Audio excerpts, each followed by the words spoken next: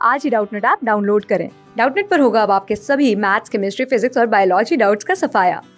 बस अपने क्वेश्चन की फोटो खींचो, उसे क्रॉप करो और तुरंत वीडियो सोल्यूशन पाओ। Download now. Read the following and answer the following question. एक पैसेज दिया है और उसके बेसिस पे आगे एक क्वेश्चन पूछा है। तो पैराग्राफ में लिखा है, plants having foreign genes in their genome through genetic engineering are called transgenic plants. Genes can be incorporated either through a vector or can be incorporated through direct introduction of DNA. तो वैसे plant जिनके genotype में कुछ extra genes foreign organism से insert किए जाते हैं उनको कहते हैं ट्रांसजेनिक प्लांट्स। और ये जो ट्रांसजेनिक प्लांट्स बनाने के लिए जो एक्स्ट्रा फॉरेन डीएनए है उसको हम किसी वेक्टर सच एज एग्रोबैक्टीरियम टूमीफेशियंस के थ्रू या फिर डायरेक्टली थ्रू फिजिकल मेथड्स भी जो है हम इंट्रोड्यूस कर सकते हैं प्लांट्स में। BT cotton is a genetically modified organism which is pest resistant. It contains gene cry1ac and cry2ab of bacillus thuringiensis। तो ये जो बीटी कॉटन है इसको पेस्ट रेजिस्टेंट बनाया गया है जेनेटिकली मॉडिफाई करके, और इसके लिए जो है बेसिलस thuringiensis जो कि एक बैक्टीरिया है, इससे दो जीन्स लिए गए हैं, cry1ac और cry2ab। और इसका जो यूज़ है, it is use to control lepidopterans, coleopterans and डिप्टेरंस।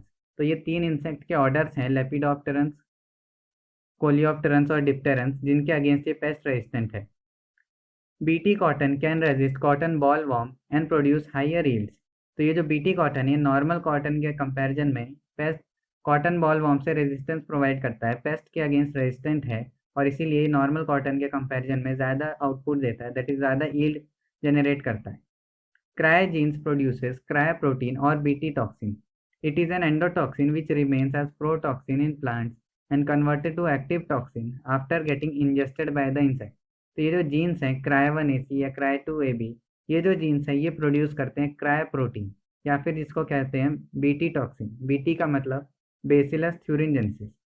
और ये जो है वो एक एंडोटॉक्सिन है, यानी ये प्लांट की बॉडी के अंदर ही रहता है एज इनएक्टिव फॉर्म, और ये जो है एक्टिव हो जाता है जब ये इंसेक्ट के बॉडी में एंटर करता है। Alkaline pH of the insect gut solubilizes the protein crystals. The activated toxin create pores to the mid-gut walls of the insect, which cause them to death. तो ये जो इनएक्टिव प्रोटॉक्सिन है ये activate हो जाता है ऑन एल्केलाइन पीएच का trigger मिलने पे, जो कि इंसेक्ट के गट में होता है। और उससे होता ये है कि जो इंसेक्ट के गट का वॉल है उसमें ये पोर्स क्रिएट कर देता है टॉक्सिन, और उसकी वजह से जो इंसेक्ट है उसकी डेथ हो जाती है। तो ये पैसेज दिया था अबाउट ट्रांसजेनिक प्लांट्स और बीटी कॉटन स्पेसिफिकली, और इसके रिगार्डिंग क्वेश्चन पूछा है आगे। Identify which of the following is not an advantage of GM crops. तो जीएम क्रॉप्स का मतलब है जेनेटिकली मॉडिफाइड क्रॉप्स। तो चार ऑप्शंस दिए हैं और पूछा है कि इनमें से कौन सा जो है वो एक एडवांटेज नहीं है जीएम क्रॉप्स का। A. GM plants enhance nutritional value of food. B. GM plants are more tolerant to abiotic stress.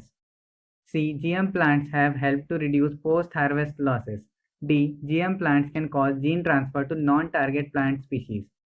तो एक एक करके देखते हैं और पता करते हैं कि कौन सा जो है वो गलत स्टेटमेंट है। पहला कहता है GM plants enhance nutritional value of food. तो ये जो स्टेटमेंट है ये बिल्कुल सही है। ये जो प्रोसेस है कि जेनेटिकली मॉडिफाई करके हम प्लांट्स की न्यूट्रिशनल वैल्यू बढ़ा देते हैं, इसको कहते हैं बायो फोर्टिफिकेशन, जिसमें कि हम प्लांट्स में कुछ न्यूट्रिएंट्स जो है, जो उसका न्यूट्रिशनल वैल्यू है वो इंक्रीज कर सकते हैं।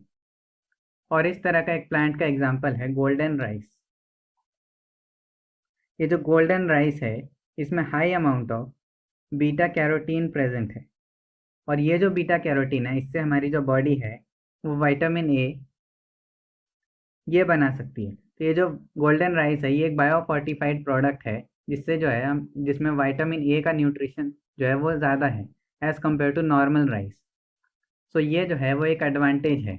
फिर अगर बात करें स्टेटमेंट बी की, GM plants are more tolerant to abiotic stress. तो ये बात भी सही है, जो जीन्स हैं उनमें हम मॉडिफिकेशन करके इसको ज़्यादा टॉलरेंट बना सकते हैं abiotic stress such as soil factors, soil में अगर कोई पीएच चेंजेस हैं, या फिर वाटर के रिगार्डिंग क्वालिटी ऑफ वाटर, या फिर क्वांटिटी ऑफ वाटर, तो वाटर स्ट्रेस अगर कोई है, या फिर टेम्परेचर ये जो है वो एबायोटिक स्ट्रेस है, तो हम इनको जेनेटिकली मॉडिफाई करके इम्प्रूव कर सकते हैं। तो ये भी एक एडवांटेज है। सी कहता है GM plants have help to reduce post harvest losses. तो जब कोई क्रॉप जो है उसको हार्वेस्ट कर लिया जाता है तो उसके बाद जो है वो डिग्रेड होने लगता है, लेकिन जेनेटिकली मॉडिफाई करके एक क्रॉप है, फॉर एग्जांपल फ्लेवर सेवर, ये टोमेटो है, इसको जेनेटिकली मॉडिफाई करके इसका जो शेल्फ लाइफ है उसको काफ़ी इंक्रीज कर दिया गया है। तो ये जो मेथड है जेनेटिकली मॉडिफिकेशन करने का, ये पोस्ट हार्वेस्ट लॉसेस को भी रिड्यूस कर सकता है, तो ये भी एक एडवांटेज है। डी कहता है GM plants can cause gene transfer to non target plant species. तो ये जो स्टेटमेंट है ये फॉल्स है।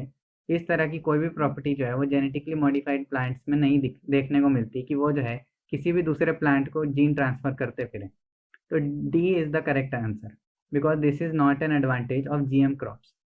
Thank you. क्लास 6 से 12 से लेके नीट, IIT, जेई मेंस और एडवांस के लेवल तक 10 मिलियन से ज़्यादा स्टूडेंट्स का भरोसा।